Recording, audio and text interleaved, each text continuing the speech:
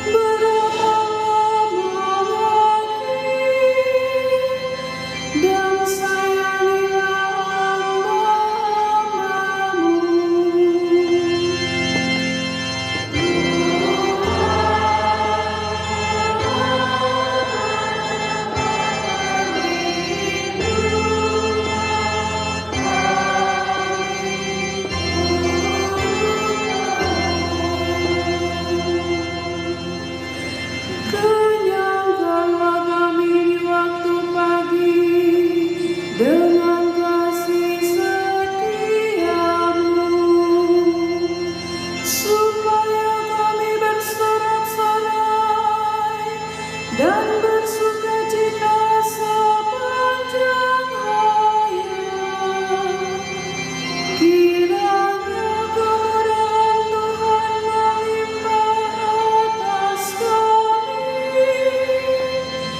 Teguhkanlah perbuatan tangan kami, ya perbuatan tangan kami teguhkanlah.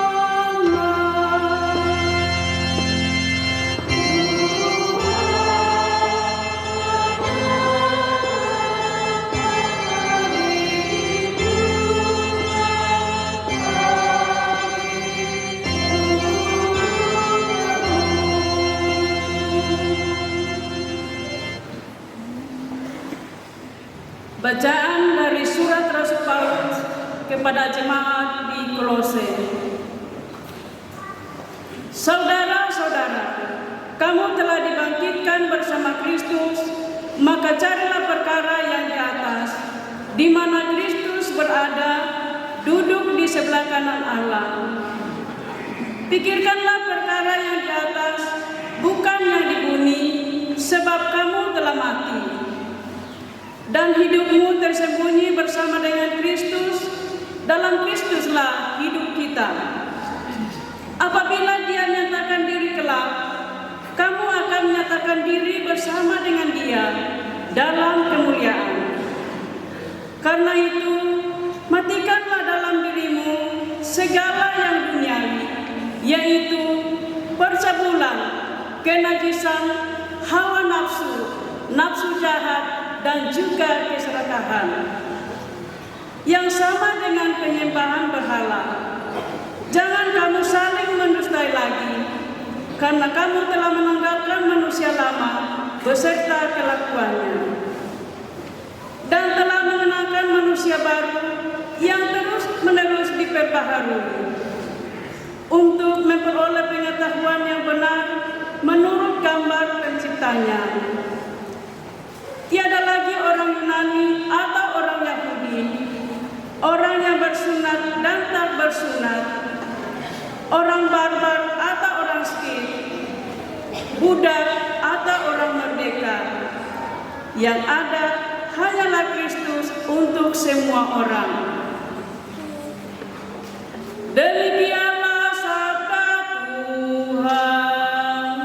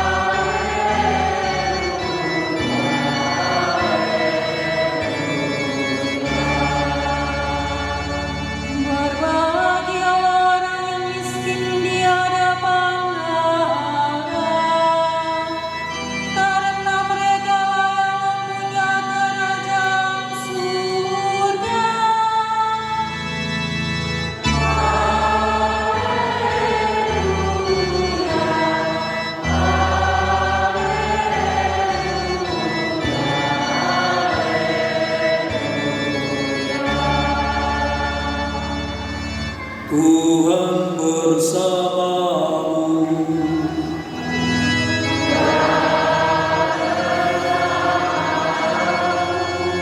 Inilah Injil suci menurut Lukas.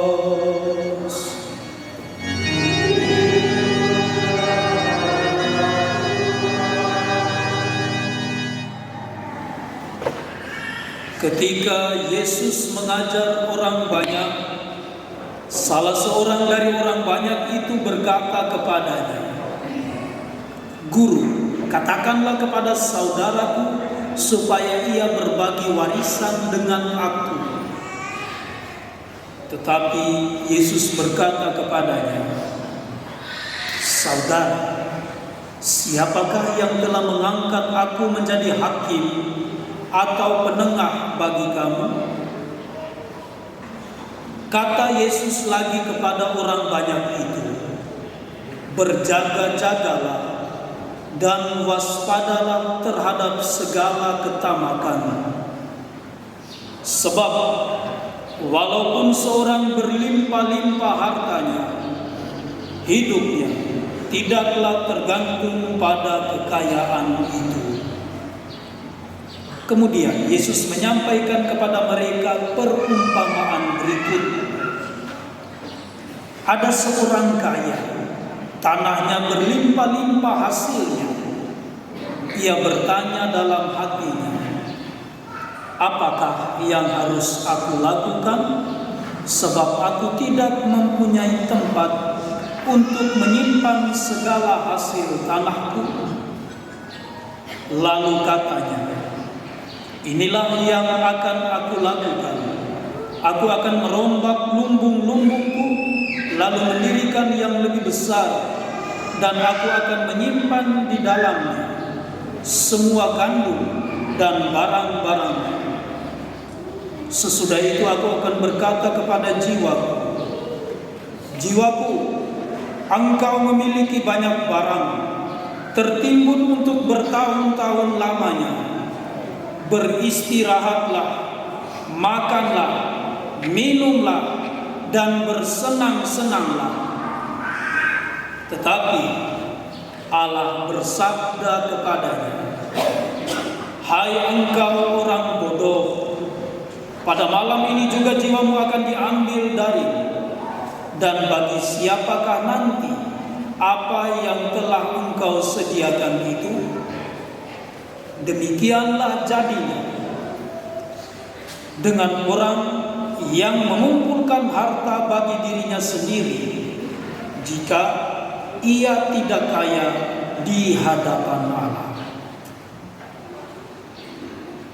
Demikianlah sabda Tuhan.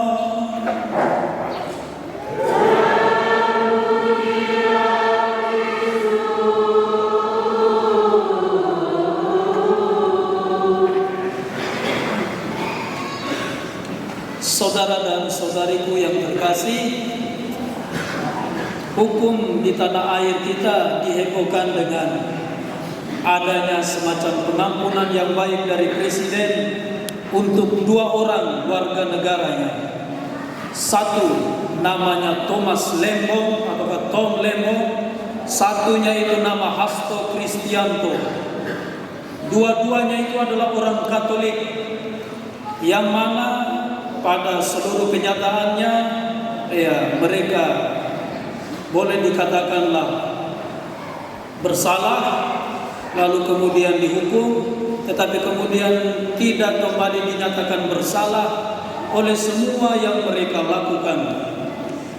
Intinya semua pengampunan itu merujuk kepada satu kata yang penting, yaitu tentang absolusi yang kita kenal di dalam gereja Katolik, yang juga memiliki makna yang kurang lebih sama tentang pengampunan, seperti yang kita terima setiap kali kita memohon ampun kepada Tuhan dan kita memperoleh berkat lewat tangan imam.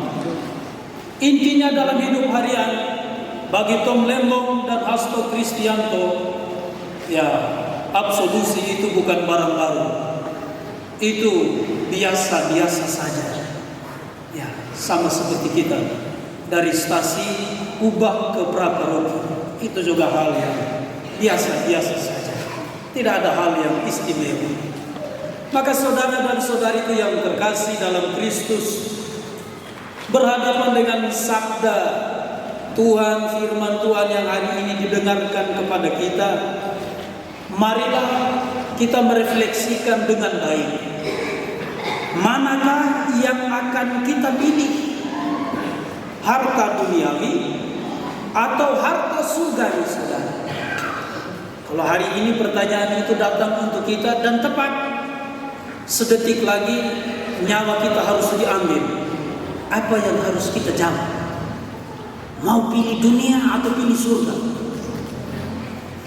Tentu ya berada dalam kenyataan ya atau situasi tertentu ya orang bisa saja katakanlah itu menjadi kabur untuk menjawab dua pertanyaan ini yang mungkin sederhana, tetapi kalau diteliti lebih jauh itu akan menjadi kesulitan yang luar biasa. Sebab kedua hal ini jangan lupa saudara, sama beratnya. Karena ketika kita berusaha untuk memilih yang duniawi, itu juga menjadi sebuah pergumulan yang berat. Karena harus mengabaikan segala hal yang surgawi. Demikian juga kalau kita mau pilih yang surgawi, itu juga akan menjadi hal yang berat. Karena di satu sisi kita juga harus masa bodoh dengan yang duniawi. Maka hari ini kita diajak untuk melihat sebuah kenyataan yang lebih jauh dalam hal supaya menolong kita agar tidak jatuh kepada pilihan yang berat sebelah. Jangan berat sebelah, berbahaya sekali. Sebab jika di dalam hidup kita berusaha untuk mengupayakan kekayaan surgawi tanpa harus untuk katakanlah melupakan yang duniawi, itu adalah pilihan yang bijaksana. Jadi kalau kita pilih yang surgawi dan tanpa mengabaikan yang duniawi, sekali lagi itu adalah pilihan yang bijaksana. Ya, contohnya itu adalah tentang makan dan minum. Ketika kita mengalami rasa lapar dan haus, maka tidak bisa. Bagaimana orang bisa berdoa dengan baik ketika dia merasa lapar dan juga ataukah dia merasa haus? Tetapi tidak benar juga. Atau di dalam kita merayakan perayaan Ekaristi sambil minum air, minum klaim. Tahan-tahanlah. Apalagi orang sudah bilang, sebelum ikut perayaan misa, berpuasalah minimal 1 jam. Jangan dulu makan minum. Supaya kita mengecap kebaikan kasih Tuhan yang hadir lewat Ekaristi yang akan kita santap. Juga hal akan yang menjadi sebuah pertimbangan yang baik itu adalah bahwa kehausan kita akan hidup kekal itu harus kita atasi dengan mencari dan menemukan alam dan mengecap kekayaan.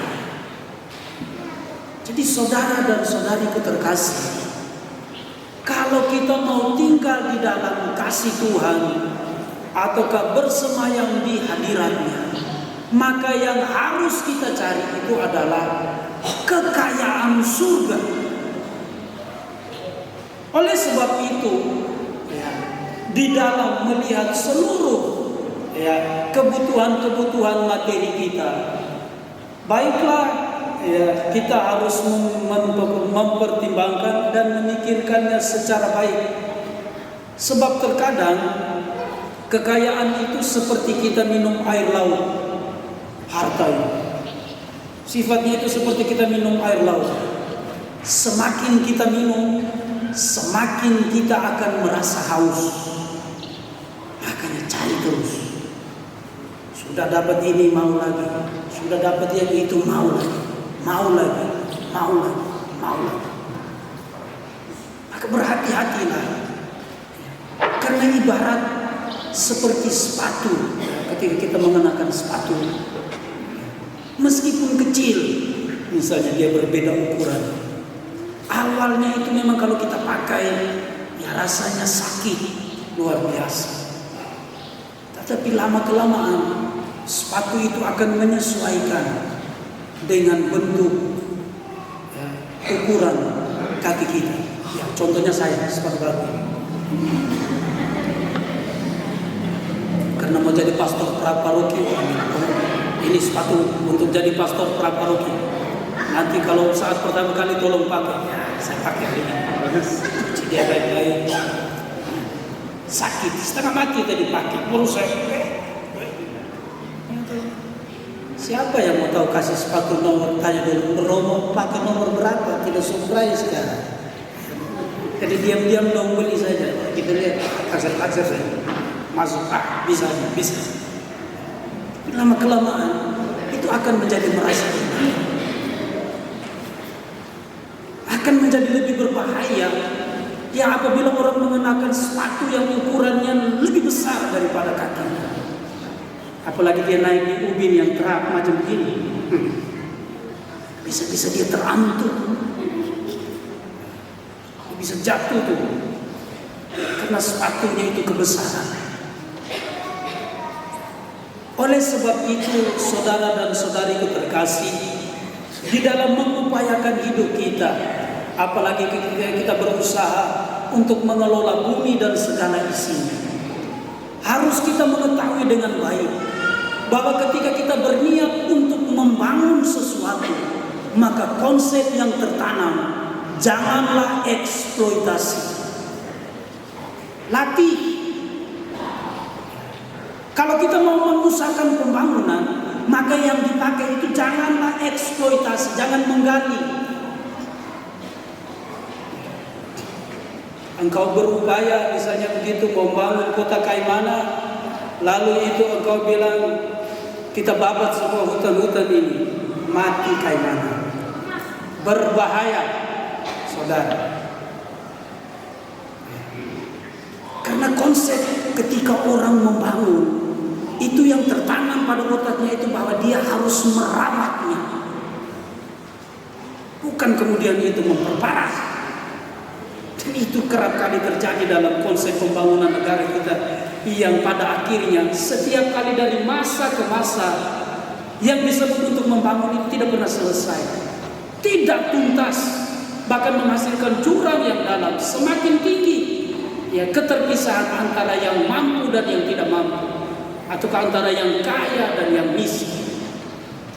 Karena konsep kita itu adalah ketika membangun kita harus eksplor, supaya kita berambisi jadi pejabat, supaya ada yang melayani kita. Salah, keliru. Kalau orang mengerti tentang seluruh konsep ini, berlomba-lomba untuk jadi pejabat, supaya nanti di rumah saya ada banyak yang bisa saya suruh. Woi, main kan? Itukah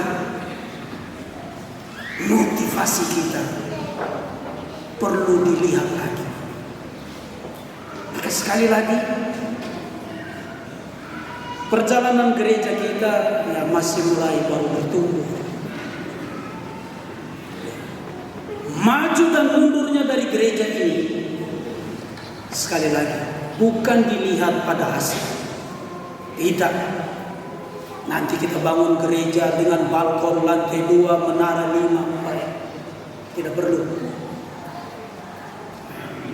Nanti kita bangun dengan gedung all in supaya romo yang tinggal di dalam gemuk-gemuk semua. Tidak perlu. Maka saya sudah ngomong tadi malam, makan minum saya 1 bulan cukup 500.000, tidak boleh lebih. Cukup 500.000. Usaha bagaimana dengan 500.000 itu supaya makan. Karena kalau sudah makan 1 bulan lebih dari 500.000, nanti yang isi di dalam itu penyakit semua.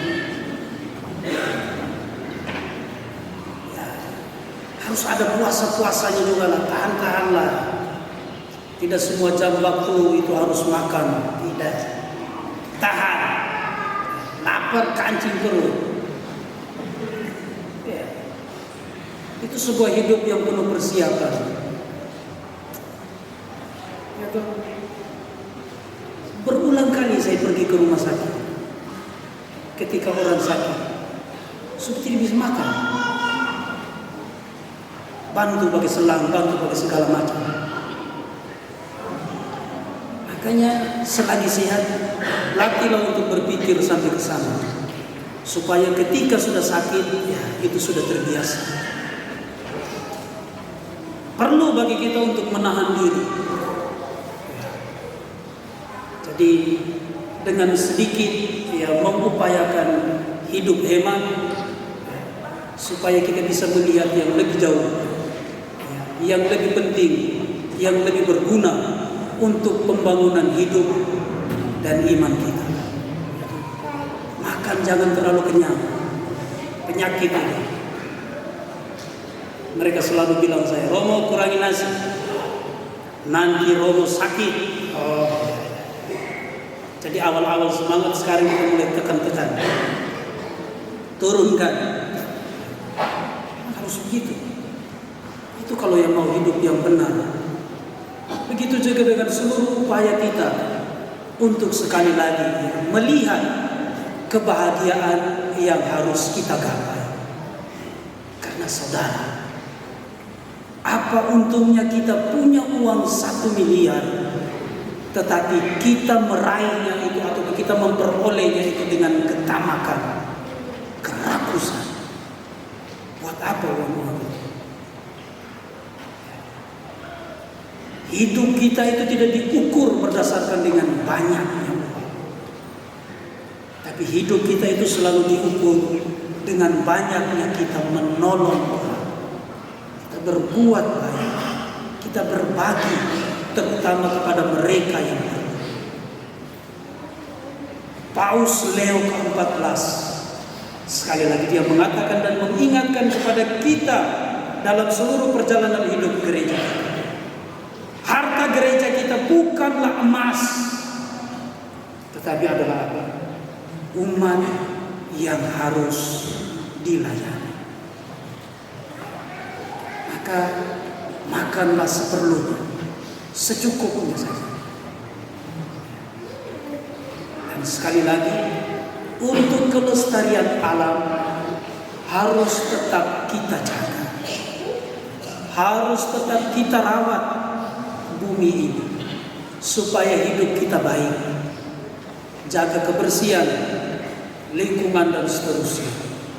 Maka nanti saya sudah ada di sini, stop untuk buang sampah di belakang. Saya mau lihat lagi bagaimana pastor paroki keluar semprot minyak wangi glowing luar biasa di hadapan saya, kamu tumpuk dengan sampah gereja. Gila kali. Saya punya mobil itu mereka bilang 3. Jadi saya punya gaya itu mereka bilang, baterai itu bilang saya itu Hotman Paris. Mobil 3 ini Pak berjejer satu kali di satu paroki dalam satu malam. Dia ketawa saya. Saya bilang, Edi jangan begitu. Ini semua ini pinjam. Ini bukan miliknya saya. Saya hanya gara-gara pakai saja. Jadi stop, tidak boleh lagi buang sampah di sana. Itu bukan kita punya tanah. Itu juga bukan tempat pembuangan sampah. Buanglah yang ada. Nanti bagaimana kita mengelolanya, kita akan bekerja. Pelan-pelan kita merapikan semua pada tempatnya. Lebih baik kamu buang saja sampah di depan situ. Tumpuk saja dia di depan itu, apa sih itu tidak apa-apa. Ya. Baru nanti saya skop dia pelan-pelan. Jangan buang lagi di belakang. Ya. Jadi sekali lagi saya tetap mengharapkan ya, kepada bagian yang paling terkecil dari seluruh komponen hidup kita untuk merawat bumi ini. Jangan buang sampah di sembarang tempat, apalagi di laut. Pergi Triton, pergi mana-mana, ya. Kamu beli teh pucuk harum, tehnya kamu minum, pucuknya kamu petik, harumnya itu kamu hirup, botolnya kamu buang di laut. Kamu itu di mana?